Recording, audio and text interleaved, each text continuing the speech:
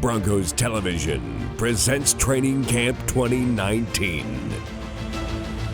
Hello, everyone, and welcome to Broncos Training Camp 2019, powered by Ford. It is an absolutely beautiful day here at the UC Health Training Center. We have all these fans here on the berm today. They're fired up for a fresh start for this Broncos team. Am I right? It is the first training camp day, 19 open to the public this year. So everybody's super excited for that. And I know the guys on the desk, they're excited for a fresh start as well. Matt, Phil, Steve, take it away.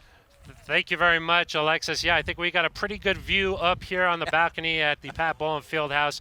Very happy to be back for another season of Broncos Camp Live, powered by Ford. I'm Phil Milani alongside Matt Boyer and Steve Atwater. It's just the middle of July, very early, but we're excited football is back. It's the beginning of the NFL year right now. I mean, you think about it, goodness. We have the debut. We are on the front lines, Steve, the front lines of the NFL schedule here during the summer. Yes, Love it. We have the first game of the season, the Hall of Fame game. We got two Hall of Fame inductees going in, Mr. Pat Bowlen and Champ Bailey. So, man, what a great time to get it started. I know one guy who's excited to get this going is head coach Vic Fangio. Been in the league for 33 years as an assistant, first time as the main head coach. What's going to be different for him, Matt? Well, you mentioned it. We know he can coach the defense. We know he's one of the best at it in the last 20 years. But now, Steve, you got to add, the responsibilities on offense. You got to add special teams. You're going to kind of turn up the heat a little bit on what he's used to, and it's going to be kind of a balancing act for him in these first couple weeks. Yeah, much easier having to coach one side of the ball when you become the head coach. Now you got to, pay attention to the offense, defense, and also, the kickers. We got to make sure we know what they're doing. So it'll be interesting to see how he navigates around the field and how he gets his system down for, just making sure that he's seeing everything he needs to see in practice. You talk about turning up the heat. He's out there in that sweatshirt. Man, I tell you. 100 degrees here today in Inglewood. So the heat will certainly be up on Vic Fangio. A lot of pressure also on another guy, Joe Flacco, heading into his 12th season in the NFL, but really for the first time since his rookie year, unfamiliar surroundings. What do you think he needs to prove in these first few days? Well, he needs to prove to his teammates all over again. I mean, back when in Baltimore, he had to prove when he was a rookie that he deserved to be the starter. He earned the starting position.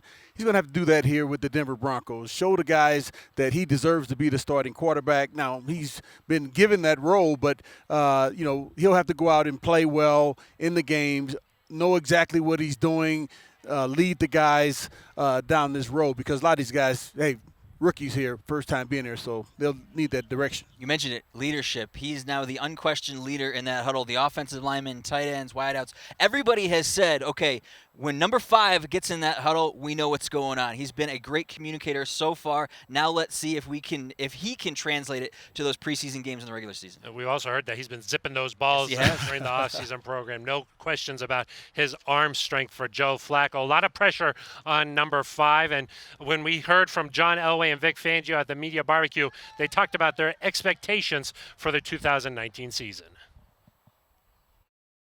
I never went into a season going saying we're going to be 10-6, because I think we walk into every game with the idea that we can win it.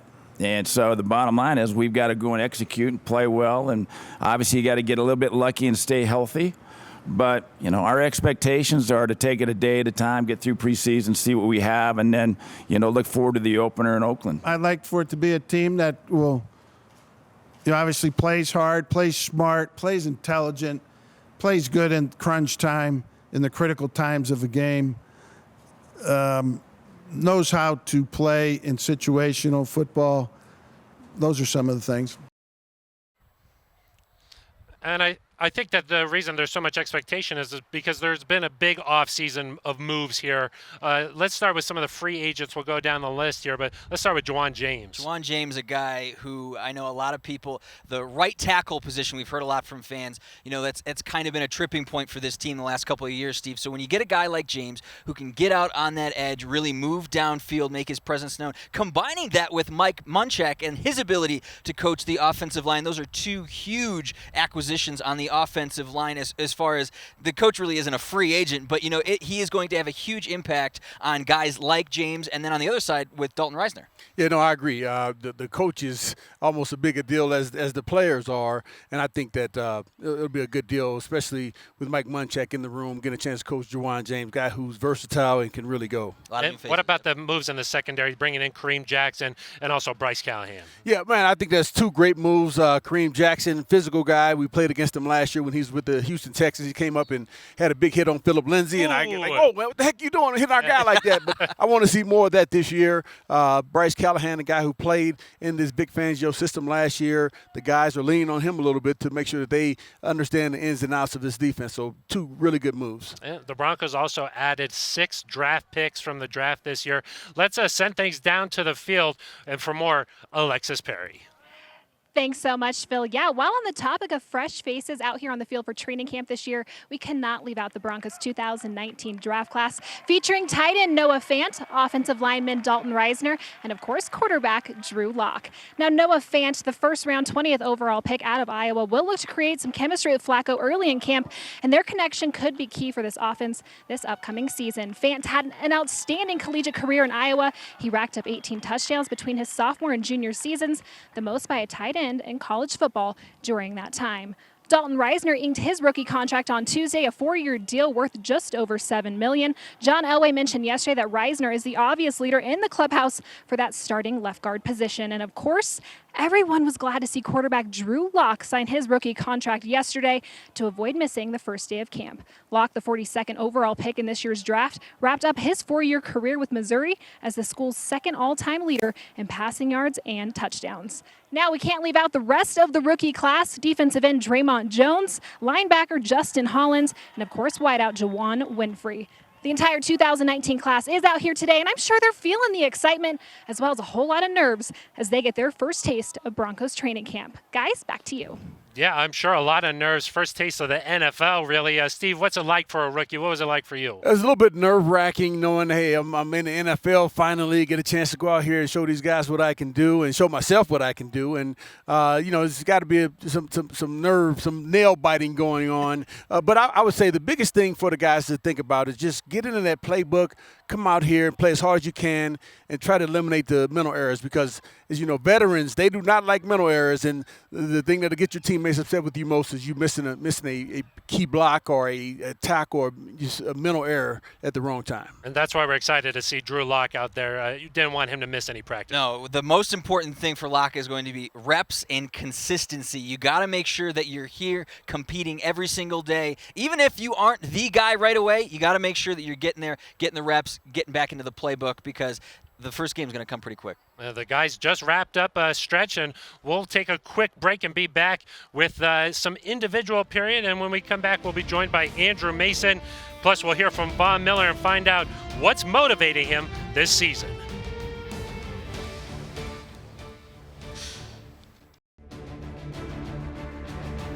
We're back here on Broncos Camp Live, powered by Ford. Day 1 of Broncos training camp here at the UC Health Training Center.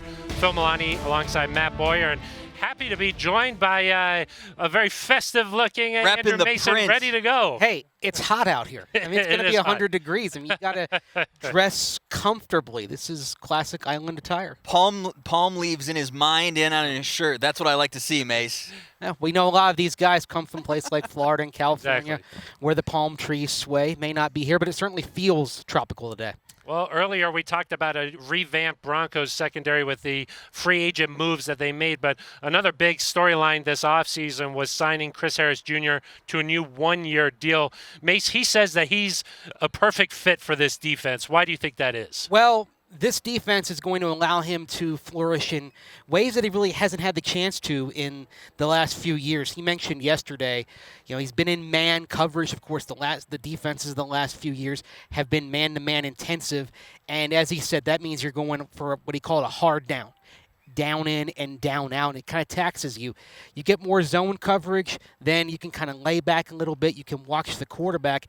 And I think back to when Chris Harris Jr. came into the league and started playing extensively in 2012, his second season, and he was quite a force on everything from corner blitzes to to supporting the run when needed, dropping back, waiting for the quarterback to do his thing. And I think this scheme is going to allow him to get back to some of that. And so it's not simply going to be Chris Harris Jr. lockdown corner. It's be Chris Harris Jr. having an impact in other areas of how the defense is going to attack. Versatility is a word that we use to describe Kareem Jackson. It's going to apply to Chris Harris Jr. as well. So, yeah, I think that it's going to be imperative for him to not only pick up the best guy on the other team, but also to play well in the slot. I know Chris Harris Jr. motivated to have a big 2019 season, and, hey, he's happy to once again play that underdog role. I mean, I'm motivated every year, but I think this year I got even more of a chip on my shoulder. I think the team should, as an underdog, the disrespect that we've had. And so if you're not motivated coming into this year, I don't know what type of football player you are. I don't know if I want to play with you, you know what I mean? We need guys that are hungry, that are want to get back to that level of standard that we have here. And it's going to take a lot of work, but I think we can do it. And we heard Chris Harris Jr. say that he's like Shaq and Kobe with another big defensive player, Von Miller. Von looking to have a big year heading into his 9th season. Yeah, everybody wants to be Kobe. They couldn't figure out. Exactly. Who's Shaq? Who's Kobe? I don't know. Couldn't figure it out. I will say Von is probably, again, we keep saying it year after year, but in the best shape of his career. He comes back year after year trying to add something, whether it be with that pass rush summit he holds every summer, or whether it be a new workout regimen. He's always looking to add something to his game. So when you look at a guy like Von Miller, it's easy to say he's accomplished everything. But now Coach Vic Fangio has said, okay, how am I going to challenge Von Miller to be better? What goals can we set for him? And I think he's responded well. He's been to the building early. He's really gotten in the best shape of his life. And I think he's ready to have, Mace, one of the best seasons of his career. Wouldn't surprise me. This scheme certainly turned loose Khalil Mack last year in Chicago for a big season, and they're going to have similar things of him. Certainly helps that he's got the complimentary edge rusher on the other side in Bradley Chubb, because when Von has been at his best, he's had a complement like an Elvis Dumervil or DeMarcus Ware in the past. And we saw them two together right there, Mace. What do you think you'll expect from Bradley Chubb heading into year 2? I expect him to build on what he did last year. Now, I'm not going to put a sack total on that. I expect he'll have more, but... We heard 30 combined from those two. Is that possible? It's possible, but the key to that is going to be what the offense does as well. Because to get to 30 sacks, you've got to play from ahead and be in positions where the edge rushers can simply tee off an attack. If this team is playing from behind like it was the last couple of years, 30 is going to be a near impossibility. But if the offense is improved as expected and the team is playing from ahead, has a chance to win 9 or 10 games, then certainly 30 is a reasonable goal for those two. Bradley Chubb will certainly help Von Miller. Von, heading into his 9th season, accomplished so much, been a Super Bowl MVP, but this year he has his sights set on even more. I haven't won defensive player of the year one time. I haven't led the league in sacks, one time. It's a lot that I got to give. And I think as long as I keep in that mindset, I'll continue to get better, each and every year. And that's what I've tried to do. I just try to come in, work hard, be easily coachable. I feel like I'm a coach's dream. Whatever they tell me to do, I feel like I can do it, whether it's coverage, whether it's rushing the pass or run game. If you coach me on a point, I'll be able to do it. I'll be able to remember it in the game. Von Miller excited to be coached up, back in camp in great shape. As for a couple of guys who missed the offseason program, Emmanuel Sanders, Phillip, Lindsey, heard that they're going to be eased back into practice, maybe getting a few reps here today on day 1. Let's check in with Alexis Perry with an update on those two. Yeah, thanks so much, Phil. It's funny because one of the biggest storylines going into training camp this year was, will these two big offensive weapons for the Broncos, will they be back? And as you can see here today, they are on the field, and things are looking good for these two guys, Emmanuel Sanders and Phillip Lindsey. Sanders is coming back from a torn Achilles suffered in December, and he will not start camp on the PUP list.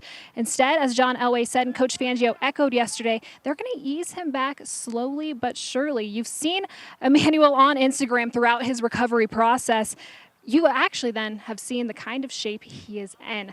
I don't want to say better than ever, given the injury that he suffered, but he's running and cutting as if nothing has ever happened. The magic of modern day medicine, my friends. As for the Pro Bowl running back Phillip Lindsey, who suffered a season-ending wrist injury Christmas Eve against Oakland, he too will be eased back into the action. After combining for 1,278 yards last season, he is eager to get back on the field for his sophomore campaign, but knows that being patient is key. So expect to see these guys being eased back in slowly but surely, like you said, Phil. Back to you.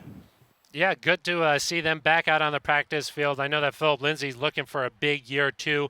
Also expecting a big year, too, from a couple of wideouts, Matt. Let's start with big number 14, Cortland Sutton. He's got to have a big year. Last year, at the end of the year, Cortland had the opportunity to be the number 1 wideout, and he struggled a little bit. He never had more than 65 yards in a game, only had 1 touchdown in those last 4 appearances. So, it's going to be incumbent upon him to kind of say, okay, what do I need to do this year? Getting into space, he's going to have to work on. We know he can win the jump ball, but now it's a matter of, okay, what can I do to kind of round out my game, make myself a complete player? And I think he has the ability to be a number 1, but, he's still got a couple of things he's got to work on. Yeah, he's going to have to take on that big role as we get Emmanuel Sanders back into the fold. And also Deshaun Hamilton, Mace. Yeah, Deshaun Hamilton, even though Cortland Sutton was the wide receiver 1 for those last 4 games, Deshaun Hamilton actually led the Broncos in receptions in those games. And if he carried forward that sort of production for 16 games, you'd be talking about 100 catches for Deshaun Hamilton. So he's that move the chains, frequently targeted, underneath target. What I want to see from Deshaun Hamilton is the ability to get a little bit more after the catch. And also, with Joe Flacco at quarterback, I think this can help him out. Maybe he can go a yard or 2 further before he makes his cut and gets open. That could help him take his per-catch average to 10 yards. And if he does that, over a full season, you could be talking about Deshaun Hamilton being a 1,000-yard receiver. I know that's a bold statement, but if he plays frequently, it's possible for him. All right, guys, so what are you looking forward to most here on day 1 of Broncos camp? Those backup rookie QBs, I want to know if Brett Rippon and Drew Lock both have taken what they learned in OTAs and now can apply it to that quarterback room and push Kevin Hogan for that number 2 spot. Who's going to step up among those rookie QBs? That's my final thought. I want to see the offensive line, the first team especially, see them find cohesion. Also want to see how Garrett Bowles and Jawan James do against Bradley Chubb and Von Miller on the edge. Day 1 of camp, a lot of storylines to cover here, a lot of exciting angles. Alexis, what are you looking forward to the most? I'm looking forward to seeing who Joe Flacco is connecting with early and often here in camp, because I do think that will be key coming up this season. But don't move anywhere. We're coming back after the break. We will have post-practice analysis from the experts upstairs and, of course, some interviews with a few of your favorite Broncos. Don't go anywhere.